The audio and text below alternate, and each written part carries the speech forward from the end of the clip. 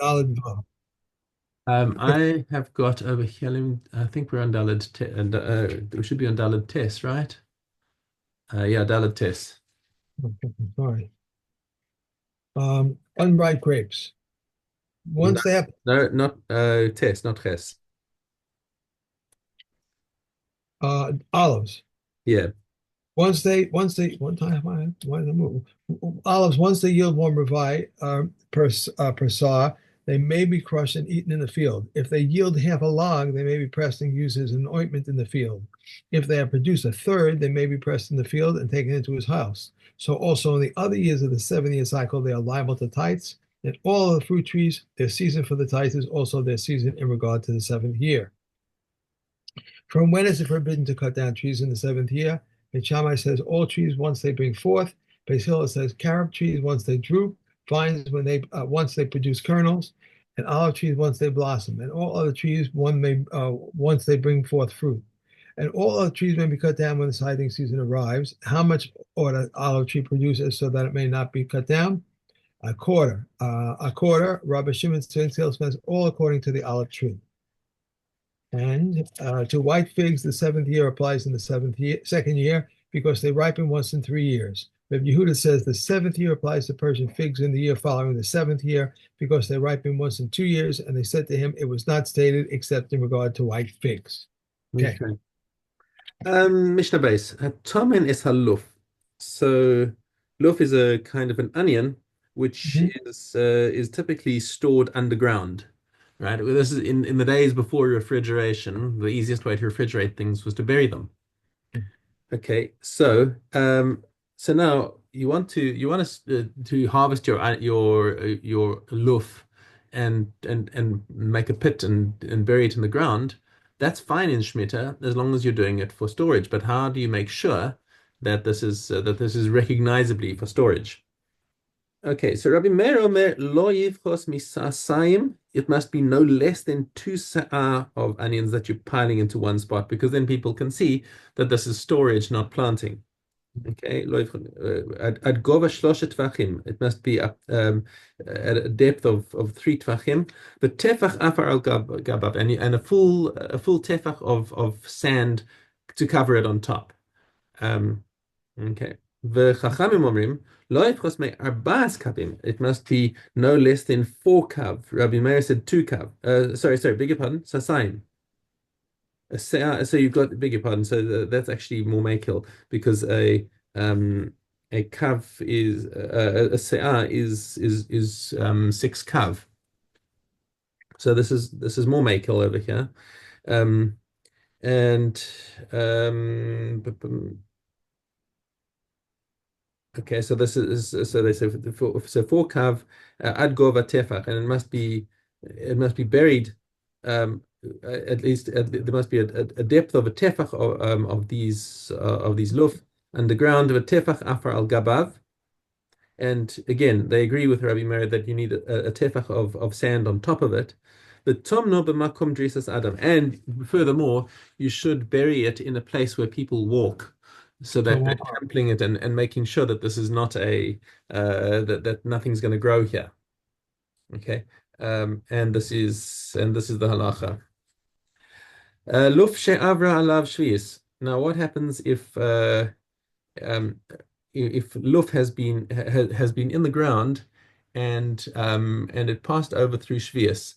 So now any new growth, and now we're not going to be talking about the situation of Bior. It's not explicitly stated here that anything about Bior, but let's just talk quickly about what Bior is. During the Shemitah year, as long as produce is freely available in the field, um, anyone can come and take it, Mhm. and it's free it's hefker, and anyone can come and take it. But once it's no longer easily available in the fields, there's a certain date for all different types of produce. Um, then if you're still holding on to stuff that you gathered legitimately during Shemitah, um, you have to take it out and make it hefker again. And now there's a machlokes tanaim, which we're going to see inside the Mishnah over here.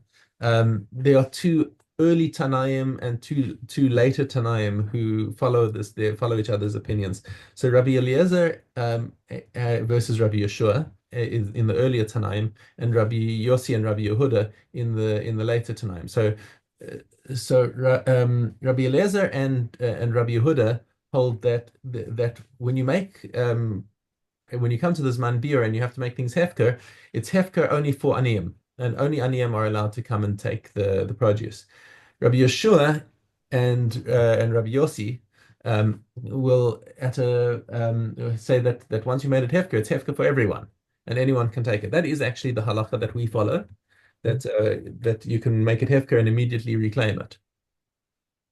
Okay, so that's with that background over here. We've got this luft that's been in the ground during the Shemitah year. Okay, Rabbi Eliezer Omer. So what happens if there were shoots that grew out from these onions, and if the onion came and took the leaves during the Shemitah year, that's fine. They took it. Sorry, if they took it if they took if beg your pardon, if they took it after the Zman Bior. So remember, this is Rabbi Eliezer who holds that only aniyim are allowed to take the stuff that was made hefker. So if they took the hefker, took it after it became hefker, that's great. They took it vim lav. What happens if he left it for more than a year, which love can happen, because you can store it for a long time and it'll stay good. So now you've got Shemitah produce that mixed in with non-Shemitah produce, and according to him, the stuff that was Shemitah produce and has gone through this manbir belongs to aniyim. So yaseh cheshbonim aniyim. He now has to work out what percentage of this product produce really belongs to aniyim, and he has to give it to them because now he's not allowed to hang on to it. Rabbi Yeshua Omer, im laktu aniyim es alav lakat. So if they took a leave, then that's fine because it was hefker. Im lav, ein laniyim alav cheshbon. He has no specific thing that he owes them because he could take it for himself. There's no problem for him to take it for himself, and that's how it shows up in their in this particular circumstance. Their machlok is about who owns it. Mishna Daled Luf Shel Erev Shvius. How come they don't list Rabbi Yehuda and Rabbi Yossi? I mean, it's in the Tehati, but It's in the commentary over here about the right. machlokes between them because that's going to be brought in a later Mishnah. You'll see Uh, in Perek Tes Mishnah Ches. We'll have we'll have this machlokes pop up again later. Just mentioning it okay. up, yeah, because we're going to see it again. Okay, so Luf Shel Erev Shvius.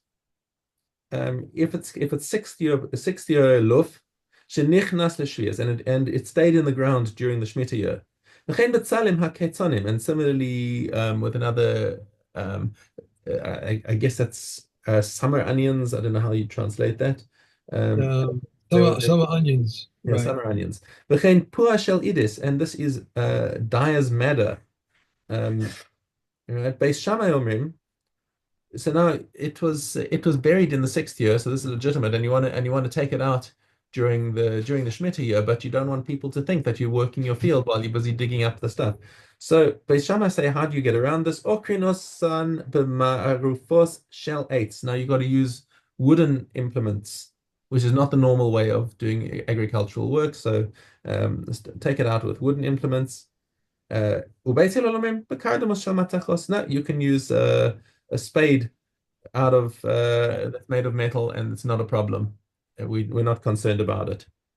Umodim bepua shel tzlaos, and if it was pua is this matter again that was planted on the edge of the field. I think is when we say shel tzlaos, tzela is the side. So if it's planted right by the side of your field, even Beis Shammai concedes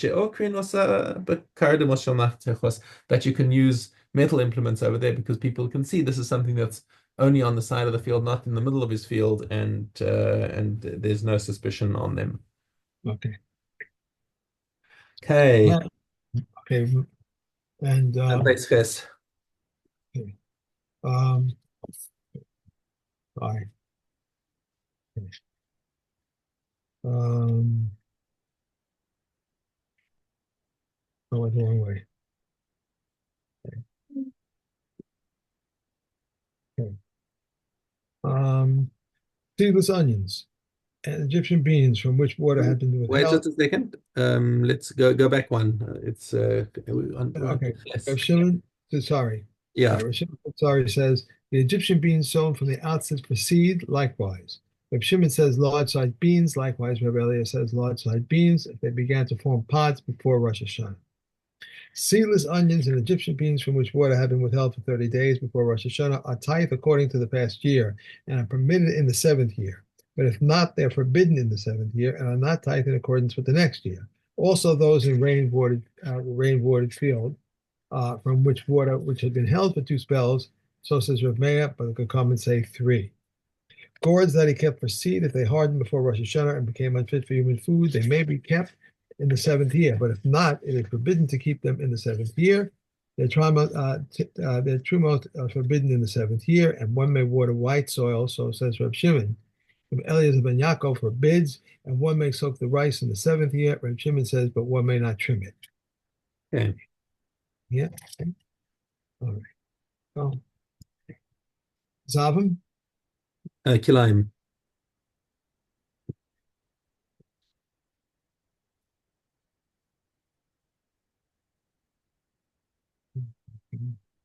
Fine. Okay. We should be on Kopay. Aleph Gimel.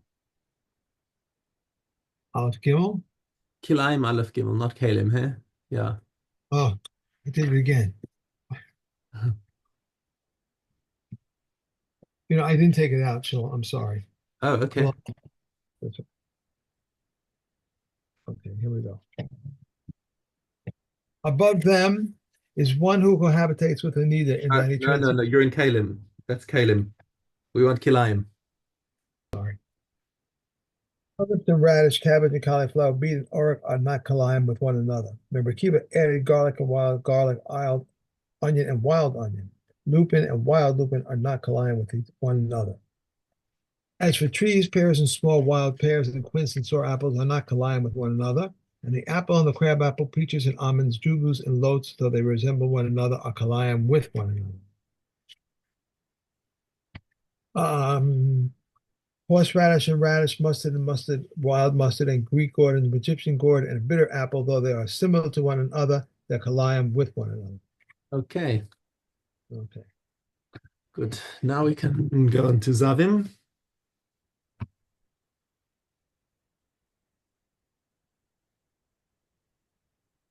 Okay. Zavim should be Zion, correct? Zion, yes, that is Zion. If a Zav was sitting on a bed and there were four shawls under the board legs of the bed, they are tamei because the bed cannot stand on three legs. Reb Shimon rules them tahor. If a Zav was riding upon an animal and there were four shawls upon the animal's four legs, they are tahor because the animal can stand on three legs. If there was a single shawl under its two forelegs or under its two hind legs or under one of its forelegs or one of its hind legs, it's tamei.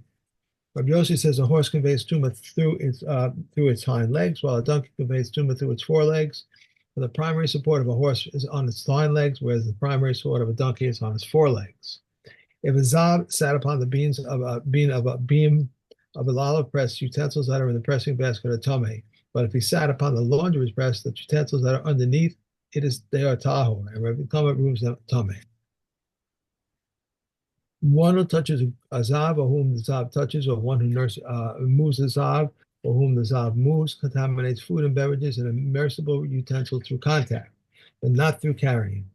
Rabbi Yeshua stated a general rule: any person who contaminates his clothing during the time of his contact with the source of the contamination contaminates food and beverages to the degree that they will become beginning level, and contaminates another's hands to the degree that they will become sheni, but does not contaminate people or earthware utensils. After his separation from the source that rendered him tamei, he contaminates beverages to the degree that they will become beginning level, and food in another person's hands to the degree they will become sheni, but does not contaminate clothing. Okay. And base as well. Right. Furthermore, they stated another general rule. Anything that is carried on top of a zav is tummy, whereas anything that is a zav is carried upon is tahor, except for something that is suitable for use as a couch or seat, and except for a person. How so? In the case where the finger of a zav is under a row of bricks and the tahor person is on top of the row of bricks, that person contaminates two and invalidates one. When he separates, he contaminates one and invalidates one. If the tummy zav is on top of the row of bricks and the tahor person is underneath it, the person contaminates two and invalidates one. And when he separates, he contaminates one and invalidates one. In the case where food, beverages, a couch, a seat, or ordinary utensils are on top of the row of bricks, they contaminate two and disqualify one. When they separate, they contaminate one and disqualify one. But in the case where a couch or seat are underneath the row of bricks, they contaminate two and disqualify one. And when they separate, they further contaminate two and disqualify one. If food, beverages, or ordinary vessels are underneath the row of bricks, they remain tahor. And Kalim. Caleb, No, this is Kalim, not Kilayim. I did not. Cafe base. Okay. So, as an ox gourd has an exterior and an interior, from 7 handbreadths for the blade and from 4 handbreadths for the prod. But these are the words of Rabbi Yehuda. And Meir says they do not have an exterior and an interior. The measures of 4 breadths and 7 handbreadths were mentioned only with regard to amendments on ox goads. Measuring instruments used for wine and oil and a zolomestra and a mustard strainer and a wine strainer have an exterior and an interior. These are the words of Rav Meir. Rabbi Yehuda says they do not have an exterior or an interior. Rabbi Shimon says they do have an exterior and an interior in that they were rendered tamei through their exterior. Their contents remain tahor, but one must remove the entire, must immerse the entire utensil. Regarding a rover and a half rover, if the rover becomes tamei, the half rover does not become tamei. And if the half rover becomes tamei, the rover does not become tamei. They said before Rabbi Akiva, given the half rover is the exterior of a rover, a utensil whose interior became tamei does not its exterior become tamei? He said to them, the question is that of the group of students who sit in front, or perhaps the rover is considered the exterior of the half rover. Thus, the utensil whose exterior became tamei, its interior does not become tamei. Okay. Next up is Shavuos. Shavuos Gimel Aleph. Oaths are of two types. One reality four. I swear that I will eat, or I swear that I will not eat. I swear that I ate, I swear that I did not eat. If he said, I swear I will not eat, and he ate a minute quantity, he is liable. These are the words of Rabbi Akiva. They said to Rabbi Akiva, when do we find that one who eats a minute quantity is liable, and that this one should be liable? Rabbi Akiva said to them, where do we find one speaking and bringing a sacrifice, and this one speaks and brings a sacrifice? I swear that I will not eat, and he said, and he drank. He is liable only once. But if he said, I swear I will not eat, and then I will not drink, and he ate and drank, he is liable twice.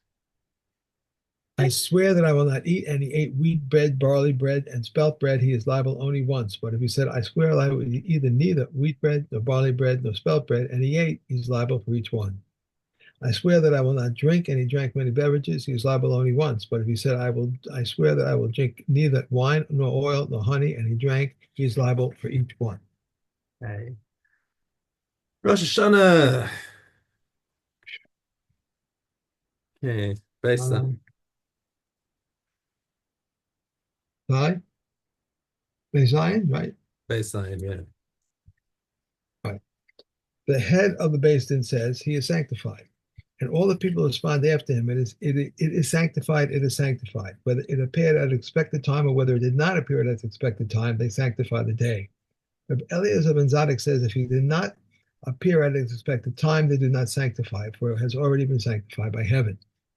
Rabbi Gamliel had moon-shaped forms on a tablet and the wall on his upper chamber, in which he would show the simple folk and say to them, did you see the moon like this or like that? It happened that two witnesses came and said, we saw it in the morning and in the east and in the evening in the west. And Rabbi Yochanan ben Nuri said, they're false witnesses. But when they came to Yavne, Rabbi Gamliel accepted them.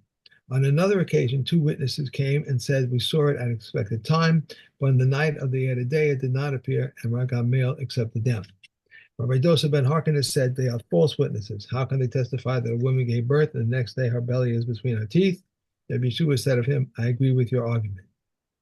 Rabbi Gamliel sent a message to him, I decree upon you that you come to me with your staff and your money on the day that you Yom Kippur will fall according to your reckoning. Rabbi Akiva went and found him troubled, so he said to him, I can elucidate whatever Rabbi Gamliel did is validly done, where it says, the other holidays of Shem, holy convocations, that you shall declare them. Whether declared in their expected time or not in their expected time, I have no holidays but these. Came to Reb Dosa ben Harkness and said to him, if we come to reconsider the decisions of Reb Gamliel's Bezdin, then we must reconsider the decisions of every Bezdin that arose from the days of Moshe until now, as it is said, there went up Moshe and Aaron and Nadav and Abihu and the 70 of the elders of Israel. Why are the names of the elders not expressly mentioned? Only to teach us that every three people who rose as a Bezdin for Israel are considered like the Bezdin of Moshe. Then he took his staff and the money in his hand and went to Gavna to Reb Gamliel on the day that Yom Kippur fell, according to his reckoning. Reb Gamliel stood up and kissed him on his head and said to him, come in peace, my master and my disciple, my master in wisdom, and my disciple in that you accepted my words.